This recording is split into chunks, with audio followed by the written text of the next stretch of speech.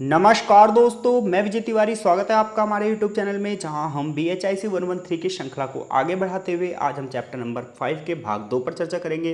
इससे पहले इस चैप्टर का भाग 1 ऑलरेडी चैनल पर अपलोड कर दिया गया है, तो अगर आपने अभी तक उसको नहीं पढ़ा है तो सबसे पहले वहाँ ज़रूर पढ़िएगा, तभी चीज़ें आगे आपको जो है वो अच्छे से समझ में आएंगी।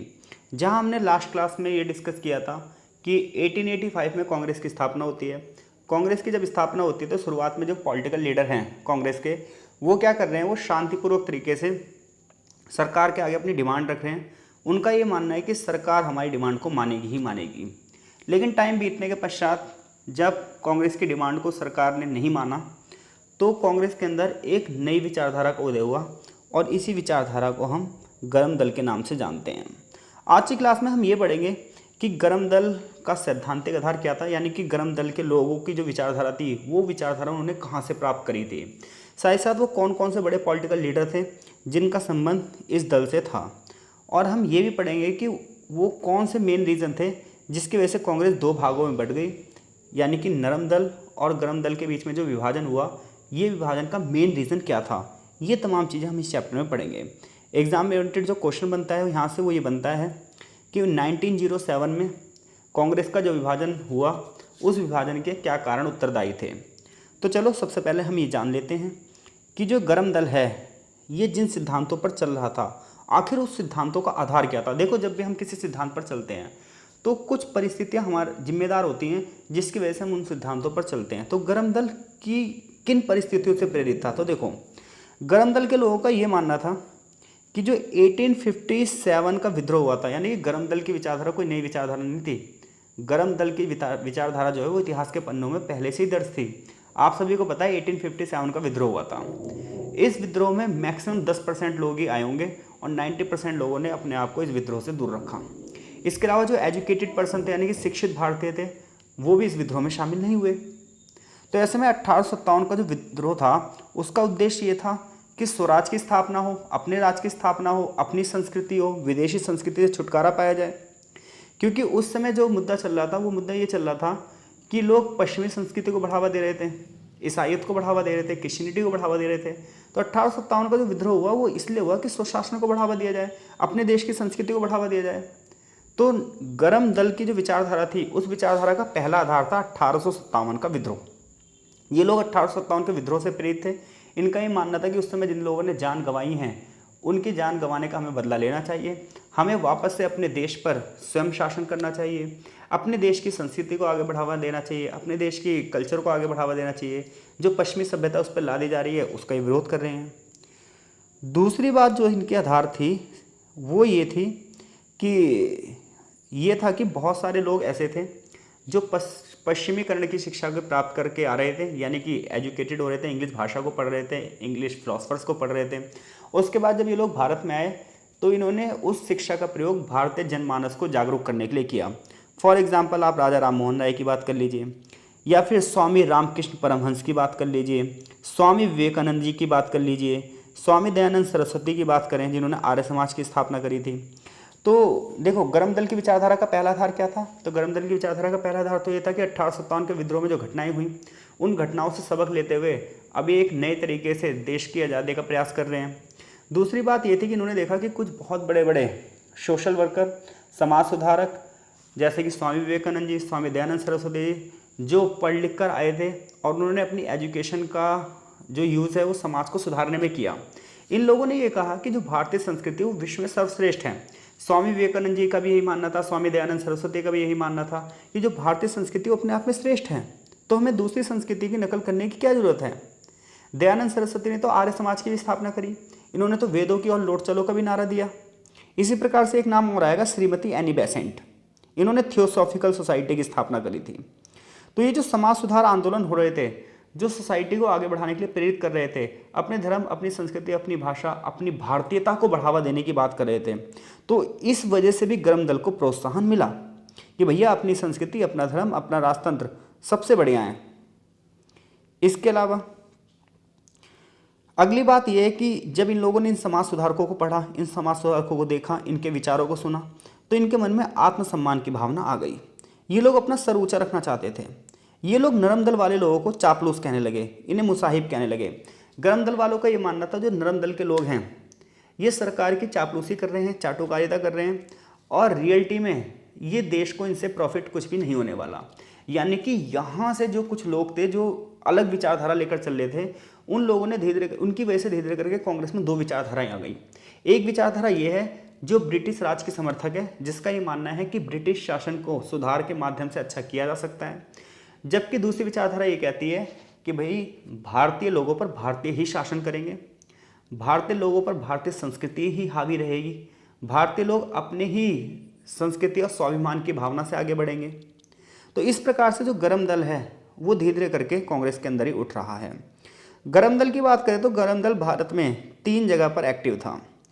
पहली जगह थी महाराष्ट्र, जहां पर बाल गंगाधर तिलक इसको आगे बढ़ा रहे थे। दूसरी बात करें तो बंगाल था। बंगाल में विपिन चंद्र पॉल और अरबिंदो घोष इसको आगे बढ़ा रहे थे। पंजाब की बात करें तो पंजाब में लाला लाजपत राय जी इसकी लीडरशिप कर रहे थे। यानी कि जब आप गरम दल की विचारधारा की बात करोगे तो गरम दल की विचारधारा में 4 बड़े नाम थे।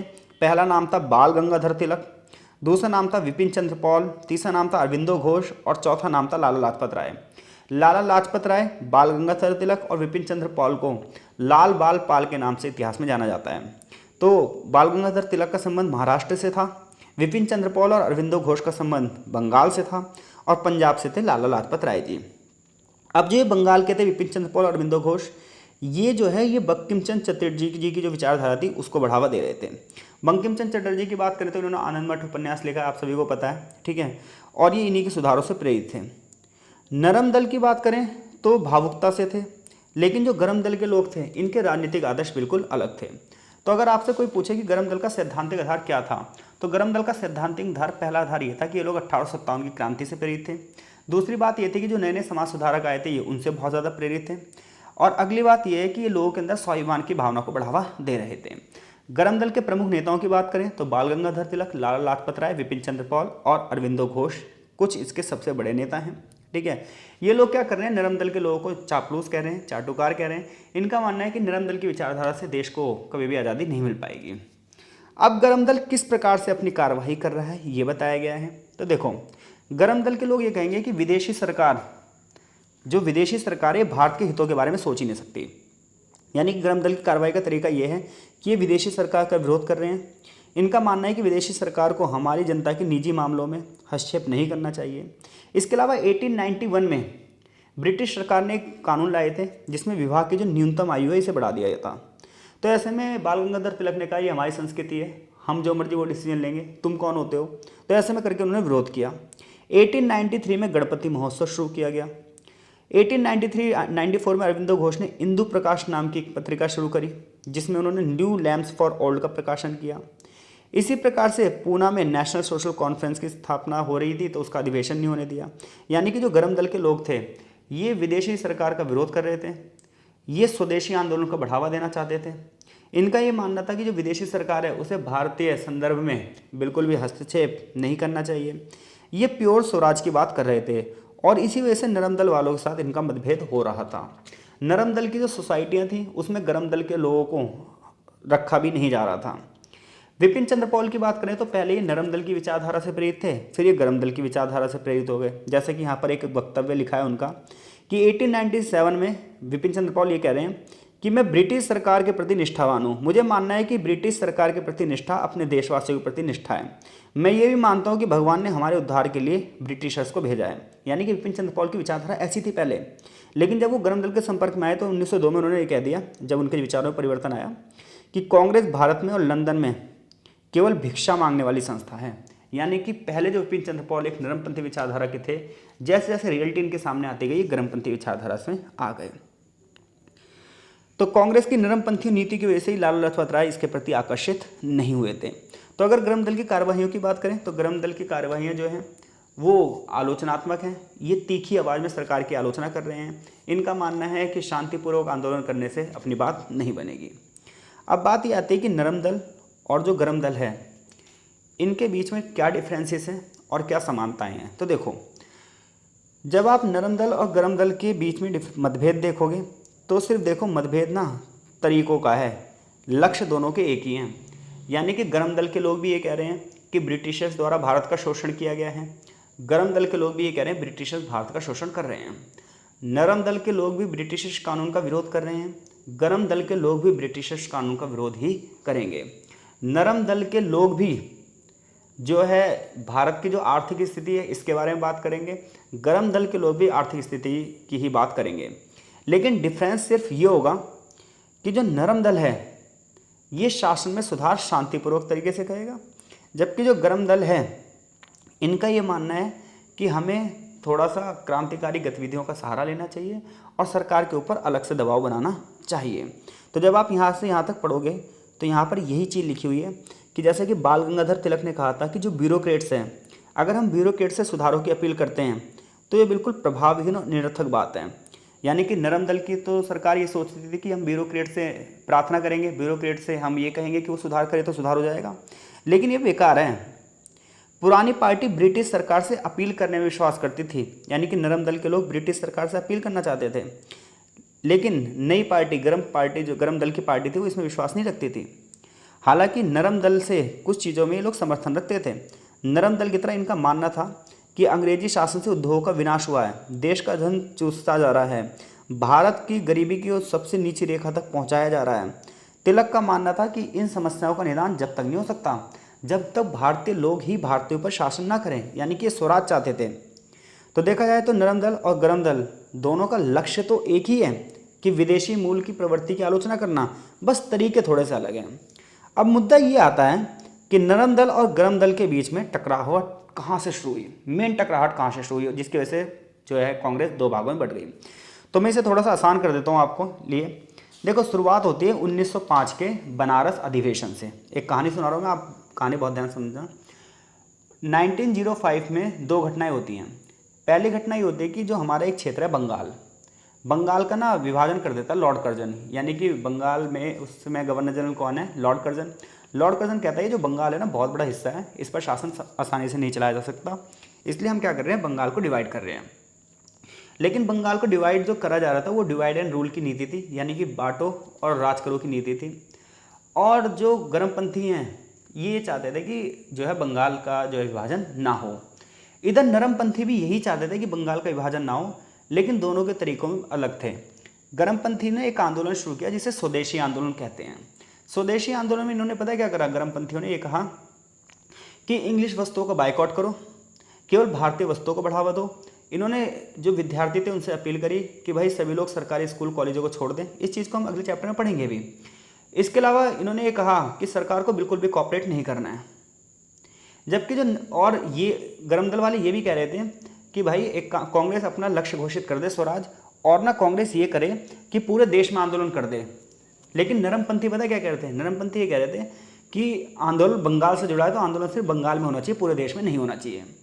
तो ऐसे में 1905 में जब बनारस अधिवेशन हुआ तो उसके जो अध्यक्ष थे वो थे गोपाल कृष्ण गोखले। गोपाल कृष्ण गोखले नरमपंथी विचारधारा के थे। इनका ये मानना था बंगाल का आंदोलन बंगाल में रहना चाहिए, इसे बाहर नहीं बढ़ाना चाहिए। जबकि गर्मपंथी चाहते थे कि जो अध्यक्ष हैं वो बाल गंगाधर तिलक बन जाएं, और जैसे क्योंकि देखो अध्यक्ष का रोल बहुत ज़्यादा था कांग्रेस में, जो अध्यक्ष होगा वो जो डिसीजन लेगा वही डिसीजन मानने होंगे। तो अगर बाल गंगाधर तिलक अध्यक्ष बन जाते तो वो पूरे देश में इस आंदोलन को बढ़ावा दे देते। तो यहीं से टकरावट शुरू होती है। तो बात करें अगर यहाँ पर हम पढ़ोगे आप किताब में तो यहाँ पर लिखा होगा कि दृष्टिकोण की वजह से नरम दल और गर्म दल के बीच में मतभेद सबके सामने आने लगे। दो बड़े नाम आए नरम दल और गर्म दल से। गर्म दल से एक बड़ा नाम था तिलक और नरम दल से एक बड़ा नाम था गोखले। नरम तिलक की बात करें तो ये गर्मपंथी थे, ये सरकार की बुराई करते थे। ये जो लिखते थे वो बहुत कठोर लिखते थे। इनका एक पत्र था मराठा और एक था केसरी। इसके माध्यम से इन्होंने जनता को बहुत प्रभावित भी किया था। गोखले की बात करें तो गोखले बहुत विनम्र थे, बहुत मृदभाषी थे, यानी कि बहुत अच्छा बोलते थे। इन्हें इकोनॉमिकल जो प्रॉब्लम थी यानी कि जो वित्तीय समस्याएं थी उनकी अच्छी पकड़ भी थी। इसके अलावा ये सरकार की काउंसिल के सदस्य भी थे। ये सरकार की उपलब्धियों और उसके खोखलेपन की बात भी करते थे। लोगों की दृष्टि में अगर हम बात करें गोखले की तो ये ऑनरेबल थे, सम्मानीय व्यक्ति थे। ऑनरेबल मिस्टर गोखले थे, महामना गोखले थे। मातृभूमि की सेवा के लिए बिल्कुल समर्पित थे। इसलिए इन्होंने पूना में सर्वेंट्स ऑफ इंडिया सोसाइटी की भी स्थापना करी थी। और ये इतने ज़बरदस्त बंदे थे कि इन्होंने सर्वेंट्स ऑफ इंडिया सोसाइटी का लक्ष्य ये करा कि भाई जो भी लोग इसमें शामिल होंगे वो निर्धनता वाला जीवन जिएंगे, यानी कि भोग विलासी जीवन नहीं जिएंगे। शुद्धता का कठोरता से पालन किया जाएगा, जो लोग काम करेंगे उन्हें सिर्फ गुजारे भर के लिए पैसा मिलेगा। यानी कि जब आप व्यक्तित्व देखोगे, पर्सनैलिटी देखोगे गोपाल कृष्ण गोखले की, तो गोपाल कृष्ण गोखले बहुत विनम्र व्यक्ति हैं, बहुत ही मृदभाषी हैं, वित्तीय समस्याएं अच्छे तरीके से वो समझते हैं। लेजिस्लेटिव काउंसिल में उन्होंने बहुत अच्छे अच्छे मुद्दे उठाए भी थे। वे सरकार की उपलब्धियों के दावे और उसके खोखलेपन को भी दिखा रहे हैं कि सरकार एक तरफ तो ये बोल रही है कि मैं ये काम करती हूँ, लेकिन उसके पीछे का जो काला सच है वो भी ये बताते थे। लोगों की दृष्टि में गोपाल कृष्ण गोखले की बहुत अच्छी इमेज थी। इवन महात्मा गांधी के गुरु भी थे, राजनीतिक गुरु महात्मा गांधी के गोपाल कृष्ण गोखले हैं। मातृभूमि की सेवा के लिए पुणे में सर्वेंट्स ऑफ इंडिया सोसाइटी की भी स्थापना कर रहे हैं, और सोसाइटी का जो मेंबर बनेगा उसे एक शपथ दिलाते हैं कि भाई मेरी सोसाइटी में जो मेंबर बनेगा वो भोग विलासी जीवन नहीं जिएगा, निर्धनतापूर्वक जीवन जिएगा, यानी कि जितनी जरूरत है सिर्फ उतना ही प्राप्त करेगा। और उधर तिलक गर्मपंथी विचारधारा के, ये सरकार के खिलाफ खुली आलोचना करते हैं। तो तिलक और गोखले के मतभेद बड़े खतरनाक थे और इसकी टकराहट पूना में शुरू भी हो गई। अब आधे लोग गोखले के पक्ष में हो जाएंगे और आधे लोग तिलक के पक्ष में हो जाएंगे, और फाइनली मुद्दा कठिन पे कठिन होता जाएगा। गोखले के लोग चाहेंगे कि गोखले की विचारधारा से कांग्रेस चले, और तिलक के लोग चाहेंगे कि तिलक की विचारधारा से चले। तो ऐसे में कांग्रेस के अंदर ही दो गुट बन गए, एक गोखले को सपोर्टर बन गए और दूसरे बाल गंगाधर तिलक के सपोर्टर बन गए। अब यहाँ से खुली लड़ाई और फूट, यानी कि 1907 में कांग्रेस फाइनली दो भागों में बटी जाएगी।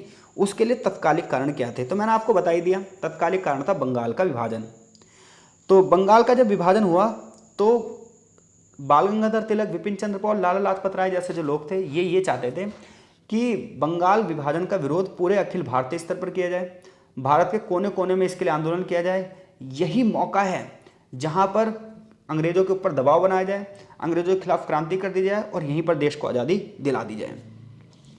तो 1905 में जब कांग्रेस का अधिवेशन गोपाल कृष्ण गोखले की अध्यक्षता में बनारस में होगा तो इनका मतभेद खुलकर सबके सामने आ जाएगा। इस अधिवेशन में बाल गंगाधर तिलक ब्रिटिश सरकार के लिए नरमपंथियों की उदार नीति की आलोचना करेंगे। तिलक का ये मानना था कि आंदोलन बंगाल और देश के अन्य भागों में हो जाए, जबकि नरमपंथियों का मानना था कि आंदोलन जो है वो कहाँ पर हो, सिर्फ और सिर्फ बंगाल में हो। तो जब हम किताब पढ़ेंगे तो यहाँ पर बताया जाएगा कि सबसे पहला विवाद अध्यक्ष पद को लेकर हुआ। विपिन चंद्र पाल और अरविंदो घोष तिलक को अध्यक्ष बनाना चाहते थे, जबकि नरम दल के लोग किसी भी कीमत पर उन्हें अध्यक्ष नहीं बनाना चाहते थे। अब ऐसे में 1905 में तो गोपाल कृष्ण गोखले अध्यक्ष बन गए, लेकिन जब 1906 का अधिवेशन होना था तो मुद्दा ये हुआ कि भाई किसको अध्यक्ष बनाया जाए। अब ऐसे में नरम दल के लोगों ने एक चाल चली, क्योंकि वो किसी भी कीमत पे नहीं चाहते थे कि बाल गंगाधर तिलक अध्यक्ष बने, क्योंकि अगर बाल गंगाधर तिलक अध्यक्ष बन गया तो पूरी की पूरी कांग्रेस को वो अपने कंट्रोल में कर लेंगे। तो ऐसे में नरमपंथियों ने कहा कभी दादा भाई नौरोजी को हम अध्यक्ष बनाएंगे। अब दादा भाई नौरोजी एक ऐसा नाम था जिसकी सभी लोग सम्मान करते थे। गरम दल के नेता भी इनको अपना मानते थे, नरम दल के नेता भी इनको अपना नाम मानते थे। तो दादा भाई नौरोजी का नाम जब सामने आया तो भाई किसी ने कुछ कहा ही नहीं। लेकिन दादा भाई नौरोजी जब कांग्रेस के अध्यक्ष बने तो गरम दल के नेताओं ने खुलकर अपनी आवाज़ उठाई और एक तरीके से मनोवैज्ञानिक रूप से ये जीत भी गए। अब 1907 का अधिवेशन होना था। 1907 का जो अधिवेशन होना था ये होना था नागपुर में। अब भाई नरमपंथी लोग किसी भी कीमत पर नहीं चाहते थे कि नागपुर में अधिवेशन हो, क्योंकि अगर नागपुर में अधिवेशन हुआ तो नागपुर गर्मपंथियों का गढ़ है, वहाँ पर बाल गंगाधर तिलक ही अधिवेशन में हिस्सा लेंगे और वही क्या करेंगे, अध्यक्ष बनेंगे। तो ऐसे में अब क्या हो, गोखले किसी भी कीमत पर, फिरोज शाह मेहता किसी भी कीमत पर भी नहीं चाहते थे कि क्या है बाल गंगाधर तिलक इसके अधिवेशन के अध्यक्ष बने। तो ऐसे में इन्होंने कहा कि भी नागपुर में अधिवेशन नहीं होगा, 1907 का जो अधिवेशन होगा ये होगा सूरत में, क्योंकि इन्हें ये लग रहा था कि सूरत में जो है हम अपने तरीके से सीन बना लेंगे, और जो सूरत है वो रास बिहारी बोस का गढ़ है, यानी कि रास बिहारी बोस को इन्होंने कहा कि ये अधिवेशन के अध्यक्ष बन सकते हैं। तो ऐसे में जब 1907 का अधिवेशन हुआ और रास बिहारी बोस को यहाँ का अध्यक्ष बना दिया गया तो यहाँ पर खुलकर सामने मुद्दा आ गया, लाठियाँ चली, डंडे चले, लड़ाई झगड़े हुए और अंततः 1907 में कांग्रेस दो भागों में बढ़ गई। गर्मपंथियों की विचारधारा कांग्रेस की अलग हो गई और नरमपंथियों की विचारधारा अलग हो गई। ये जो फूट हुई इसके परिणाम क्या रहे, इस फूट के परिणाम बहुत निराशाजनक रहे, क्योंकि भले ही कांग्रेस दो भागों में बढ़ गई हो लेकिन इसका इम्पैक्ट ब्रिटेन तक गया। जो ब्रिटिश अधिकारी थे वो इसके लिए बहुत खुश हुए। उनका ये मानना था कि भाई इससे कांग्रेस कहीं ना कहीं कमज़ोर हुई है। हालांकि इतनी भी कमज़ोर नहीं हुई थी कांग्रेस, कुछ लोगों का ये मानना था, लेकिन फिर भी ये कहा जा सकता है कि देश के अंदर फूट पड़ रही है। ब्रिटिश नौकरशाही का खुशी का कोई ठिकाना नहीं है। लॉर्ड मिंटो तो कह भी रहा है इस बात को, कांग्रेस का ढहना हम सबके लिए महान विजय है। खैर, अगर हम बात करें, भले ही नरम दल और गरम दल दो अलग अलग विचारधाराएं थी। अगर नरम दल कांग्रेस का दिमाग था तो गरम दल उसका दिल था। नरम दल अगर उसका कानून था तो गरम दल उसकी प्रेरणा थी। इन दोनों को मिलजुल कर काम करना चाहिए था। अगर ये दोनों मिलजुल कर काम करते तो अंग्रेजों पर और दबाव बनता। तो भले ही विचारधाराएं अलग थी, भले ही सोचने का तरीका अलग था, भले ही काम करने का तरीका अलग था, लेकिन कांग्रेस का जो विभाजन हुआ इसने कहीं ना कहीं कांग्रेस को कमज़ोर किया, देश को कमज़ोर किया। हालांकि 1916 में लखनऊ समझौते में दोनों पार्टियां फिर से एक साथ हो जाएंगी, लेकिन इस दौरान जो 1907 से 1916 10 साल की लगभग राजनीति रहेगी, ये राजनीति कहीं ना कहीं कमज़ोर करेगी भारतीय राजनीति के संदर्भ में, और यहीं पर महात्मा गांधी का उदय होगा। तो ये चैप्टर यहीं पर ख़त्म होता है। एक स्टोरी वाइज मैंने आपको समझाने का प्रयास किया है। चीज़ें समझ में आ रही हो तो कमेंट बॉक्स में आप हमें कमेंट जरूर कीजिए। चीज़ें नहीं समझ में आ रही हो तो भी आप हमें बताएं, हम चीज़ों को और अच्छे तरीके से समझाने का प्रयास करेंगे। आप हमारे टेलीग्राम चैनल में भी जुड़ सकते हैं, वहाँ पर जो आपके डाउट है आप पर्सनली मुझसे पूछ सकते हैं। तब तक के लिए आपका बहुत बहुत धन्यवाद। मिलते हैं आपसे नेक्स्ट चैप्टर में।